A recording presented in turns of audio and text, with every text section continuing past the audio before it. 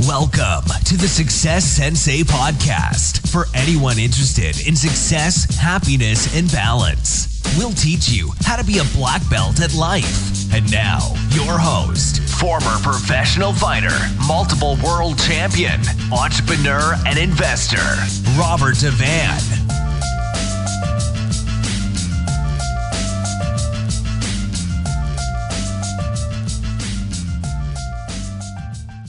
Bowing in. This is Roundhouse Rob, the Success Sensei, helping you to win at life one kick and punch at a time. And today I'm talking about your analysis paralysis. So what exactly is analysis paralysis?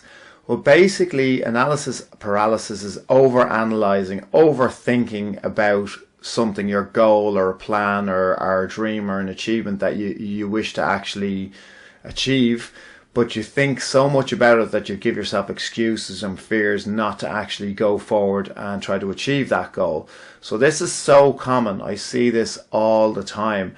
Students that I have that have been training with me in martial arts and kickboxing for years, I hear their goals and they don't seem to progress towards those goals, and it's to do with analysis paralysis. Sometimes the goal is to, go towards black belt, get a black belt, or the goal is to purchase a home or purchase some property. Anything that requires due diligence. So due diligence is basically doing your homework. So overthinking about stuff to a point is really, really necessary. I've often in my life overthought. I actually do consider myself to be an overthinker. I will analyze everything. I will go through all the many situations and many different paths that a problem or a goal can go through, or an ambition that can go through.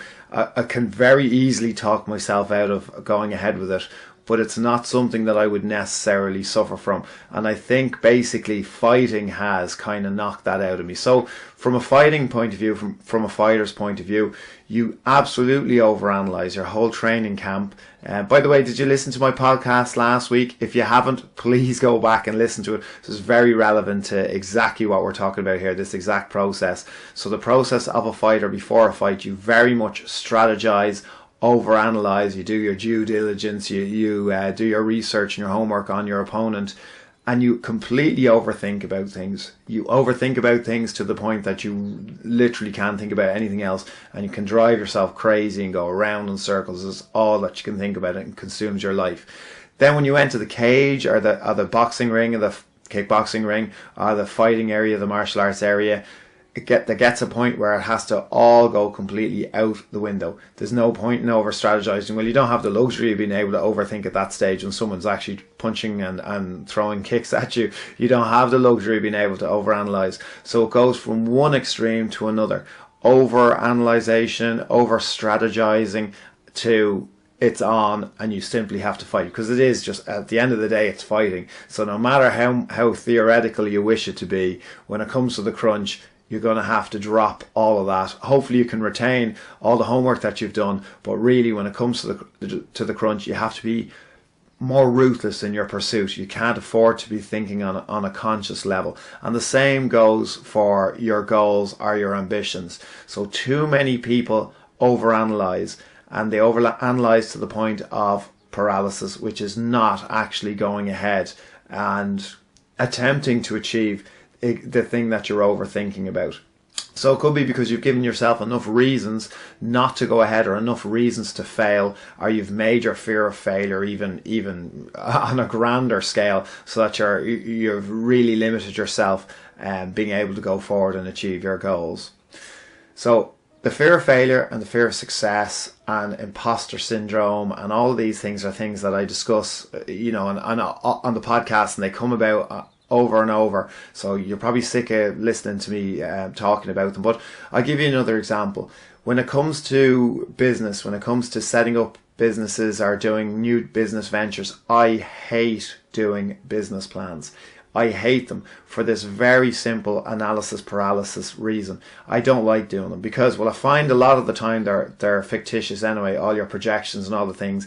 obviously I think about everything, but there comes a point where I don't like the business plans because the business plans actually give me enough reasons not to proceed with, the area of business that I was looking to do. It can give you enough reasons not. And I know people will say business plans, you have to do them, and yeah, but to a certain point, you can end up giving yourself so many reasons that you actually won't fire forward and, at least attempt or start. So that brings me to the next thing. Something is better than nothing. So starting something and perfecting it along the journey is a hell of a lot better than not starting anything at all for fear of failure.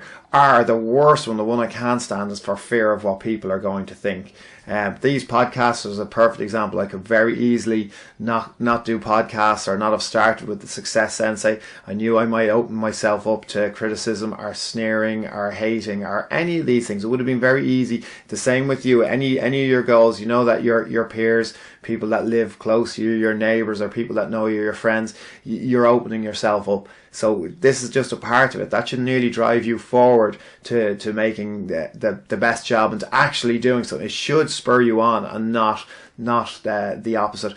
That's another reason why I like it. It's another reference to martial arts. And I mean, the Success Sensei is going to be making a lot of references to martial arts because it's the area of expertise that I know about, and it's the one that I've learned about everything else. So everything else I've ever done, I've done through the mind of a fighter and a martial artist. So whether it was business, whether it was investing, everything I've ever done in life, it's through the eyes and in the shoes or the footpads of a martial artist and a fighter. So with kickboxing, the thing I like, and MMA really, the thing I like is from day one, you feel like a fighter. So from day one you are a kickboxer, and from day one you are an MMA fighter. You just perfect it along the way. It was a little bit different to when I did Kung Fu and when I did karate. When I did karate, it felt like it took a good while before I actually felt like I was a karateka, so a practitioner of karate. It felt like I had to put in a lot more effort, and even still it felt like I wasn't really. But with the likes of kickboxing, with the likes of boxing, with the likes of MMA, you're hitting pads straight away, you're drilling with training partners straight away.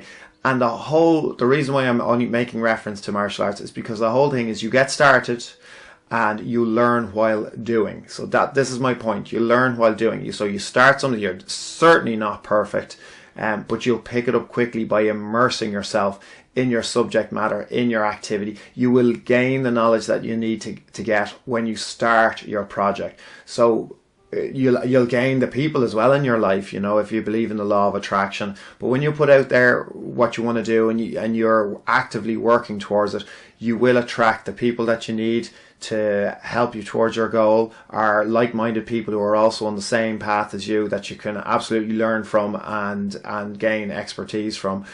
So you need to start whatever it is you've been putting off, whatever it is you've been dreaming about and not turning it into a goal. You really should be looking at that now. You really should be starting to do that now. Procrastination is ruinous to many, many people. And it would be imagine yourself, your future self, looking back thinking, I would have, should have, could have. Now that to me would be a larger fear than the fear of failure, or the fear of looking stupid, or the fear of what someone's going to turn around and criticize or whatever. The fear of turning around on your deathbed, or just being an old person turning around saying, I should have, I would have, I could have, if only I had tried.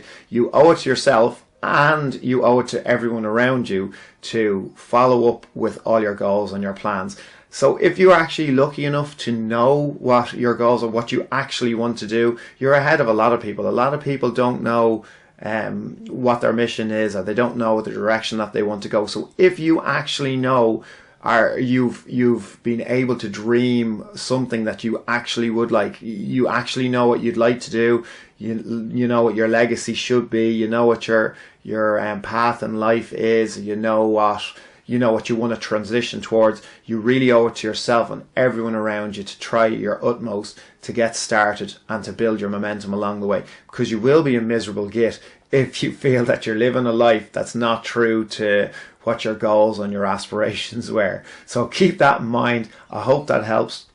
Do think things through. I'm not saying just blindly, don't look and then just leap. Obviously look before you leap. Obviously do your due diligence. Obviously do your planning.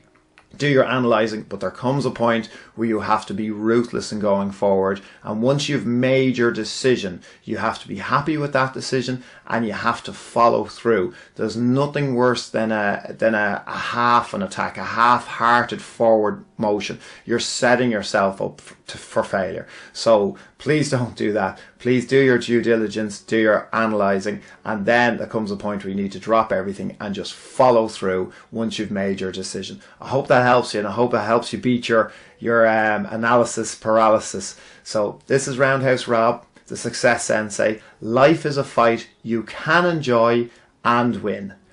Bowing out. This has been the Success Sensei, fighting the winning fight. So add us, subscribe, like, and comment. Keep those hands up and keep moving forward.